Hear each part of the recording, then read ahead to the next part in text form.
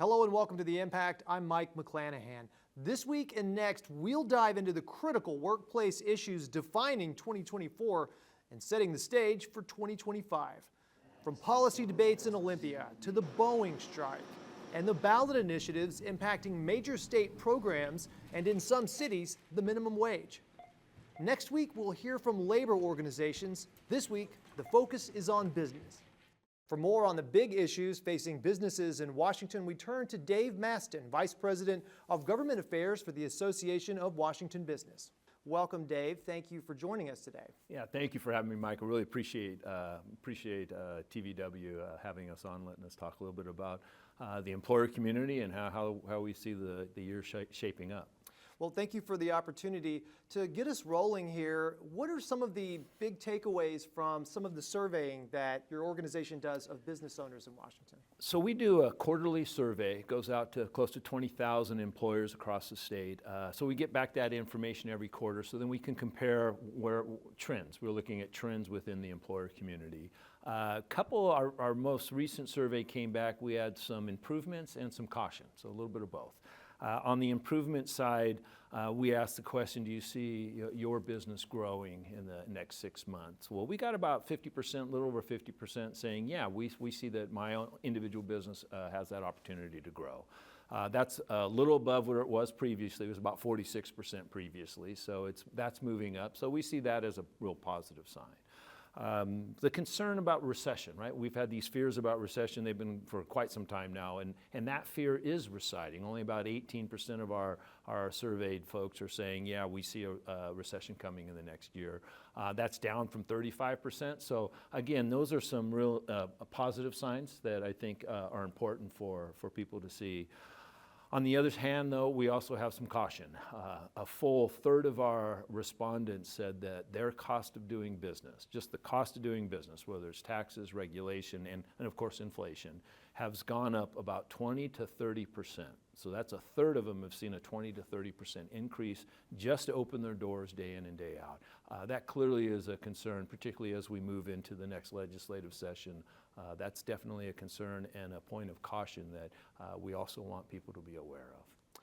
On that note, the state is facing a projected $10 to $12 billion budget deficit, and there has been a lot of speculation that the legislature will explore new tax revenue options in 2025. A wealth tax is one potential option that was discussed, or that came up in an interview. From your perspective, what are the business ramifications of the tax-related decisions made next year? Well, Mike, I'm going to back it up just a little bit because we just went through, and COVID, we're past that COVID period now, but the COVID period, what we saw at the state, we saw it across the country, massive amounts of funding coming from the federal government. Billions and billions and billions of dollars coming to each state. Now, every state did it a little differently. Some states literally did some tax reductions during that time. Our state did not. Our state took that money and essentially spent all the money that came in. We still have a little bit, but I think that's on its way out right now. This was one-time funding. So this is not an ongoing funding. It was for a certain period of time, for certain purposes. And what we've seen is in our state, unfortunately, what we see the policy, the budgets were using some of this one-time funding and turning it into ongoing programs, expanding existing programs, starting new programs with one-time funding. So when we talk about a budget deficit right now, or we have more spending than we have revenue right now, how did it happen? Well, it happened 2 years ago when the legislature had a budget in front of them and they spent more money than they had revenue coming in for. So they had a savings account, they spent it all, and they did it on ongoing programs. So it is absolutely no surprise to any of us who are paying attention to these kind of budget things that we now have a challenge. I'm going to add to that a little bit because what you see every year in and year out, the legislature comes in and they do a biennial budget, a budget for 2 years. Pretty much consistently, the new legislature that comes in after an election cycle has about $7 billion in new spending that the previous legislature added to the budget. So they walk in with about $7 billion. This year, the legislature is walking in with a $14 billion expansion of spending. So they literally, what would normally happen every 2-year period, it goes up $7 billion. In the last 2 years, it went up $14 billion. It's almost 4 years worth of spending in one budget year. So is it a surprise that we have some trouble right now, even though our revenue continues to grow? Is it a surprise that the legislature has put us in a position where the budget is spending more than the money coming in? No, it's a math problem, and the math problem is you can't continue to spend more than you have revenue and have that be a sustainable circumstance. So now this is where we are as a state. Some of the more progressive members, or rather the progressive direction of the legislature in the last several years has been trending towards more services. It's been characterized, the situation before, as unmet needs that have been unmet for too long. So some would argue, counterpoint might be that this is money they need to spend in order to reach the individuals and fill the needs that exist out there. But with that as the backdrop, potentially, do you think having the new legislative makeup in 2025 with some of the more moderate, particularly in the Senate, there have been some individuals who've left to pursue other offices or retired, who in the past have been relatively significant in terms of their voting against tax measures, but they're not there now. Is the stage set for potentially tax increases from your perspective? There's definitely a lot of talk about raising taxes, and it's almost exclusively on the employer community. So we hear a lot about those kinds of taxes going right now. I do want to get back, though, to the point you made about how we have a lot more progressive legislators, right? I mean, we have some more liberal legislators. The Democratic majorities are getting larger and have been for some time. But I'm going to push back a little on that, because being progressive doesn't mean that you have to lack fiscal discipline. You can be progressive and still have fiscal discipline. And what does that mean? You look at the revenue you have coming in, and you make sure that you don't spend 3 times more than what the revenue coming in is. And what we're asking all legislators, whether they're progressive or conservative, we need to get back to a more fiscal discipline when it comes to writing our budgets. We're in a deep hole right now. So what's the first thing you do when you're in a hole? Stop digging, stop digging. And we need all the legislators, whether they're progressive, moderate, conservative, they need to be more focused on the fiscal discipline of how we can have a sustainable budget going forward. That's going to be good. It's not just for the employer community, that's good for everyone. And when you mention programs, and like there's additional new programs, yes, there really is no end to how much you could spend on any program in the state. Every program, you could triple it. And then the next year, there'd be people saying we need to do more. So that's an honest conversation that needs to happen. But it cannot happen in the absence of fiscal discipline. And right now, I would make the argument that our legislature has missed that fiscal discipline. And through no fault of their own, they had so much money coming into the system with the federal dollars that it was hard to say no then, right? But now it's time for us to really hunker down a little bit and put a pause to some of the extended programs that people are looking to create now and ones that were just created. It's time to put a pause on those. And then I would say from a lot of folks is we should not be raising taxes right now. That is not the way to a pro-growth economy. That's not a way for us to move forward. What we need to do is get our spending in line with our revenue. So that's really the priority I think you will hear from the business community when talking with the legislators. In terms of the new leadership in Olympia, incoming Governor-elect Bob Ferguson will be taking over in January. And you have some insight there from your perspective as the transition team. So tell me a little bit about your experience and sort of, your impression so far. Well, first of all, definitely want to thank Governor-elect Ferguson for including the Association of Washington Business on the transition team. There's 53 members of the transition team. It's a broad-based group. We have some other business interests as well. The Washington Roundtable is also a part of that.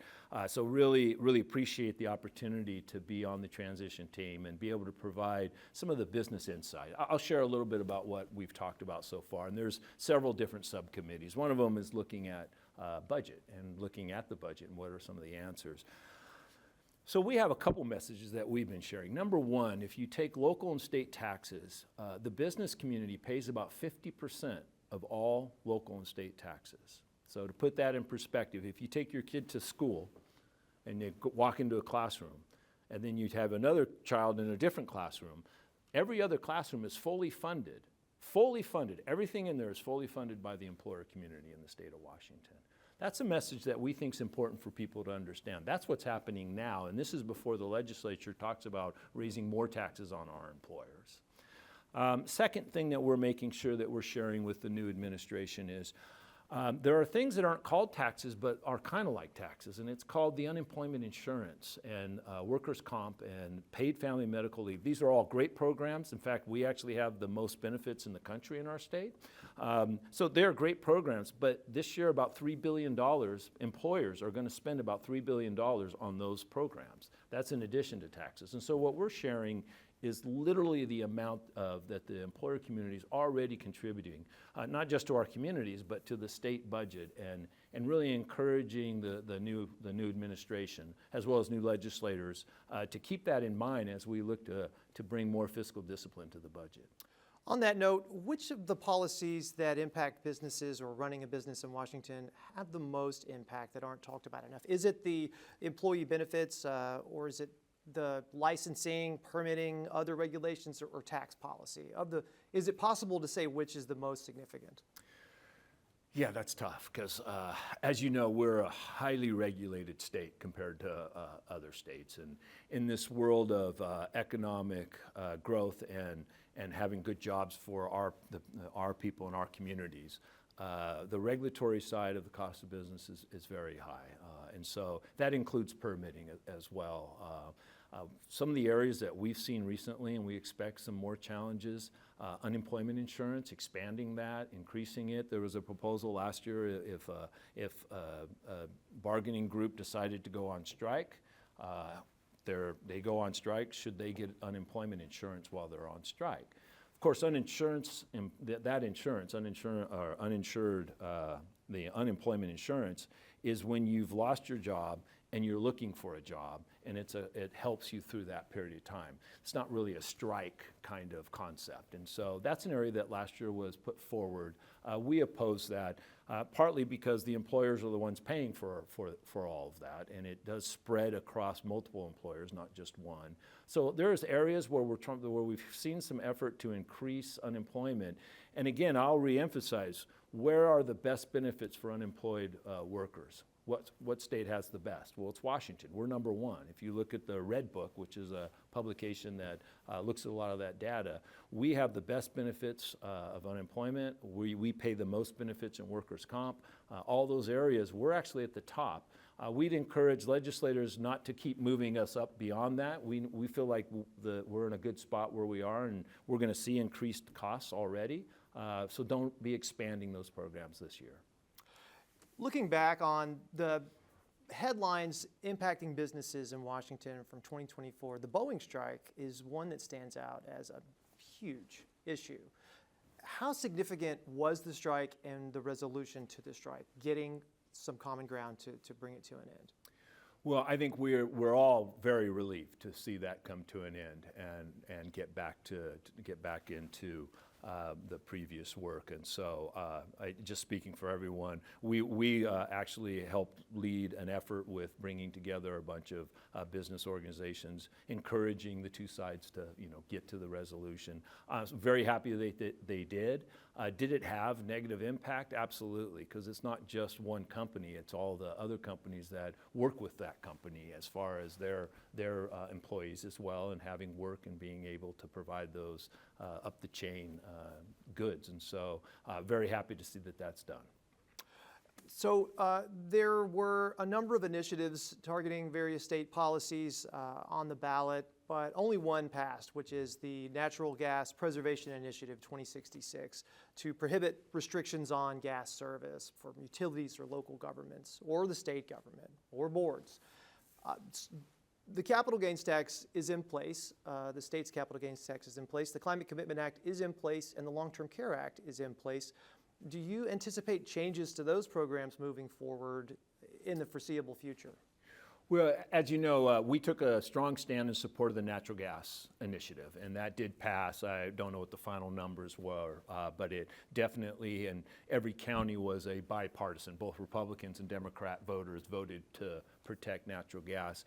I want to just pinpoint that a little bit, because it was literally agencies that were starting to restrict the use of natural gas. And what we heard from the people loud and clear, I believe, was natural gas is a key part of our energy our energy system, and we need to make sure that people have the option to continue to use natural gas and propane. In the world of energy, where we have a lot of work ahead of us as a state. Our focus in the last many years has been more on energy emissions rather than energy production. And energy production, we are behind the curve right now. And the legislature and the new administration really need to come in and focus on, we need more production, we need more transmission, we need to be able to get more energy going in our state just to keep the economy going. I'm not even going to get into the future needs, but just now. And so that's going to be really important to focus on that.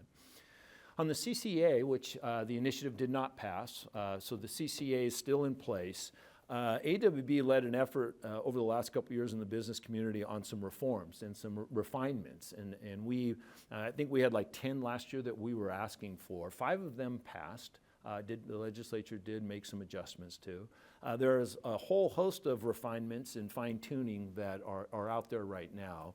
We believe that there's a coalition of Republicans and Democrats in the legislature who support the changes that we are advocating. This is not to get rid of the Climate Commitment Act. That's not what these refinements and a little bit revisions to the proposal. It's really just about making it so it's workable. And there are some areas where it is not very workable.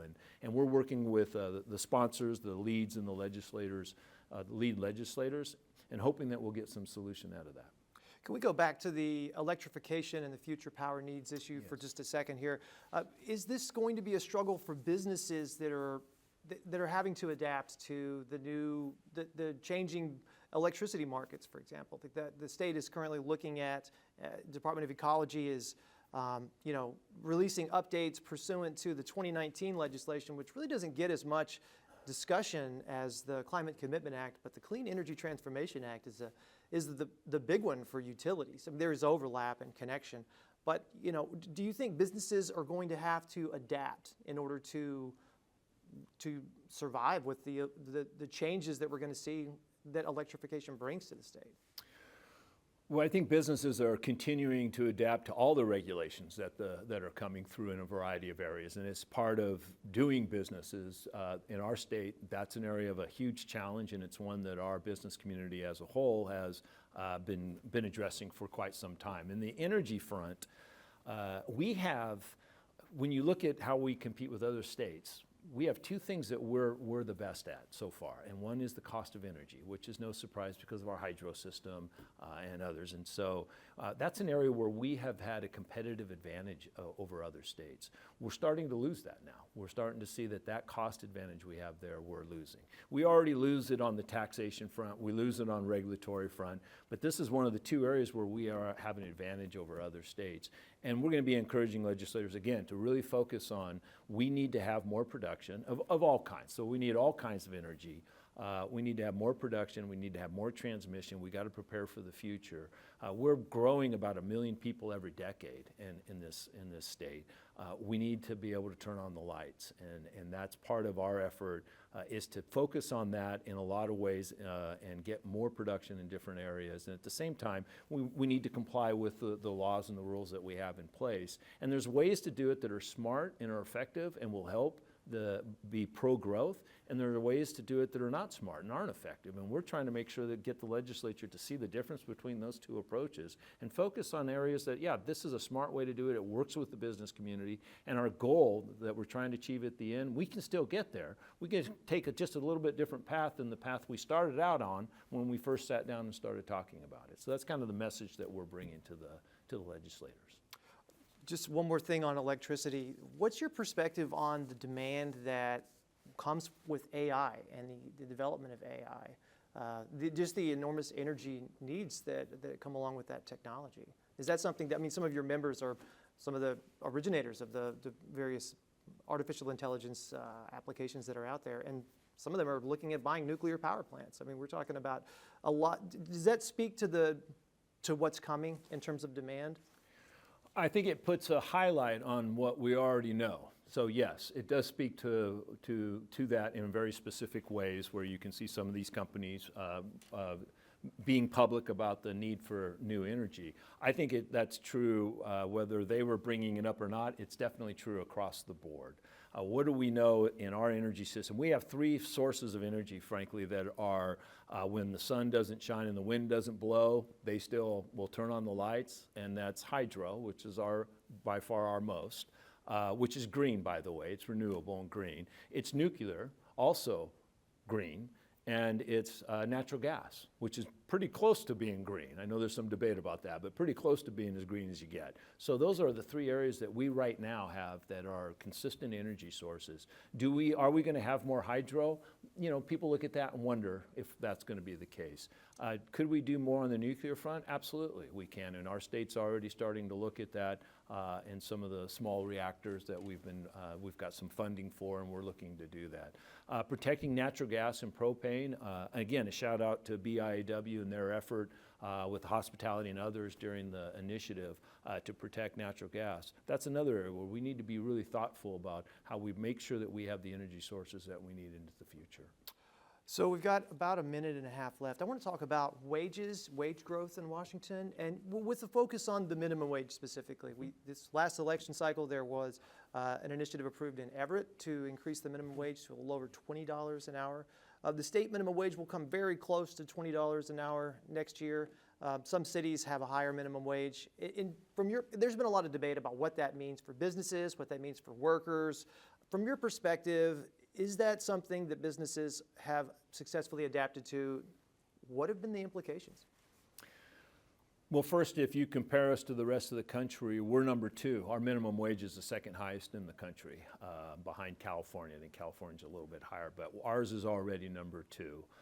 When you see the minimum wages going up, it creates salary compression, and it raises costs other places and other salaries going up, and then that translates into inflationary aspect of increase in the cost of goods and services. And so that is the impact, and I think that's an area where I think the legislature needs to be careful about those kinds of impacts. AWB is, we've always been concerned about patchwork, so having one city doing something different than the other creates for the employer community, it's difficult to try to maneuver through that. But I would make the argument that right now, when you start looking at the costs that are being put onto the employers community, we already pay about 50% of all local and state taxes, $3 billion likely and more in unemployment insurance and workers' comp costs and all of those. And now they're also talking about an additional tax. You know, at some point we've got to say, hey, enough's enough. And this is another area where I think there's going to be a lot of discussion about what's the right number and what's the wrong number. 4 years ago, the number we have now, people would have said that was the right number, and now we have wanting more. And so it's always going to be a challenge, and we're just really want the legislators to listen and understand the small businesses, the employers across the state. Our organization, we represent 65% of our members have 10 or fewer employees. We have Main Street. Our voice is on not just our large members, but also our Main Street members. And these are some really big impacts on the work that they're trying to do. And so we want to make sure legislators are aware of that. We're going to have to leave it there. We're out of time. But again, thank you very much. Dave Mastin, Vice President, Government Affairs, the Association of Washington Business. We appreciate your perspective. Thank you. Still ahead on the impact. Lawmakers are now pre-filing bills for the 2025 session. We'll tell you about a few of them after the break. The future of space exploration. I think there's a lot of opportunity that we don't even know exists. We're getting a look at the first bills of the 2025 session. The bills cover an assortment of different issues, such as Senate Bill 5004 to update emergency response systems in public schools, including panic buttons, and Senate Bill 5005 to create an independent state oversight board to supervise local jails around Washington. Thank you for watching. Next week, we will continue our look at the major workplace debates of 2024 and the issues to watch in 2025 with input from labor organizations. Until then, take care.